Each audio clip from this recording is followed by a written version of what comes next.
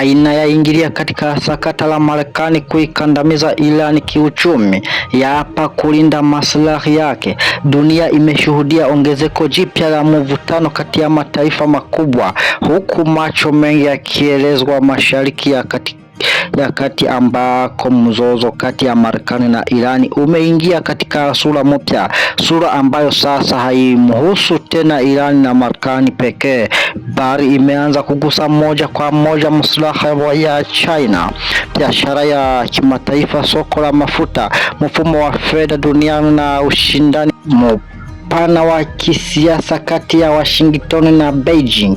Katika siku za hivi karibuni, Marekani imeongeza shinikizo lake la kiuchumi dhidi ya Iran katika kile ambacho utawala wa Rais Donald Trump unakielezea kama kampeni kubwa ya kuikataa Tehran kutoka kwenye vyanzo vyake vya mapato na biashara ya kimataifa.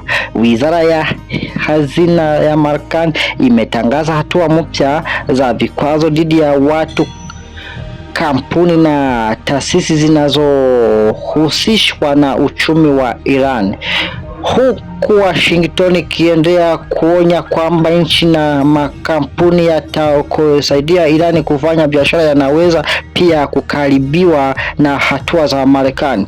Lakini safari hii kuna tatizo moja kubwa ambalo Washington haiwezi kulipuuza. China si mshiriki mdogo wa kibiashara wa Iran, ni mmoja wa mshiriki muhimu zaidi wa Tehran na mnunuzi mkubwa wa mafuta ya Iran. Kwa miaka kadhaa, biashara kati ya nchi hizo mbili imeendelea licha ya vikwazo vya Marekani, huku kampuni mbalimbali za China zikiendelea kununua mafuta ya Iran kupitia njia ambazo zinakwepa au kupunguza athari za mfumo wa vikwazo unaoongozwa na Washington. Na sasa wakati Marekani ikijaribu kuongeza shinikizo hilo, Beijing imeonyesha wazi kwamba haitakaa kimya ikiwa maslaha yake ya kiuchumi yatatiliwa. Serikali ya China imesema itachukua hatua zinazohitajika kulinda haki na maslaha yake halali ikiwa Marekani itaendelea kutumia vikwazo dhidi ya kampuni na taasisi za China zinazofanya biashara na Iran. Beijing pia imekosoa vikwazo vya upande mmoja na kuitaka Washington kuacha kutumia shinikizo la kiuchumi kama njia ya kutatua migogoro ya kimataifa. Hapa ndipo mambo yanapokuwa mazito, kwa sababu kinachoonekana mbele yetu si tu swala la Marekani kutaka kuadhibu Iran, ni swala kubwa zaidi kuhusu nani ana mamlaka ya kuamini nchi gani inapaswa kufanya biashara na nchi nyingine, na anapaswa kufuata mfumo wa dola ya Marekani, na mpaka gani Washington inaweza kutumia nguvu zake za kifedha kuadili mataifa mengine duniani. Marekani ina nguvu kubwa sana kupitia mfumo wa fedha wa kimataifa, hasa matumizi ya dola na nafasi ya taasisi zake za kifedha katika biashara ya dunia. Hivyo inapoweka vikwazo kwa Iran na kutishia pia washirika wa Iran, ujumbe huwa mpana zaidi. Kampuni au nchi inayotaka kuendelea kutumia mfumo wa kifedha unayohusishwa na Marekani inaweza kulazimika kuchagua kati ya kufanya biashara na Irani au kulinda uhusiano wake na Washington. Na hapa ndipo China inapoingia kwenye picha. Kwa Beijing, swala hili linaweza kuwa zaidi ya kulinda biashara ya mafuta ya Iran.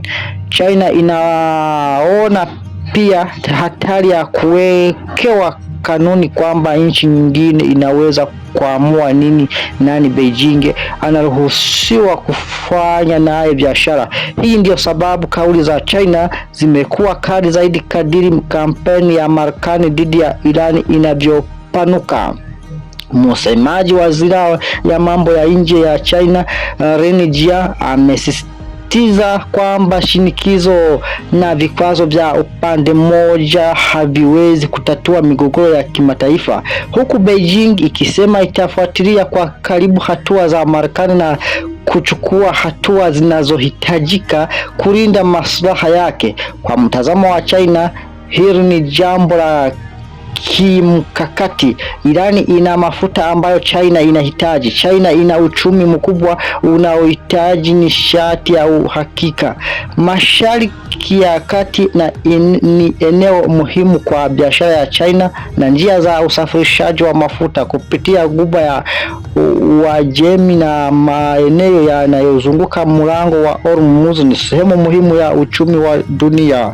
Hii ni Ichaka Media, mimi ni Press Motivator. Asanteni.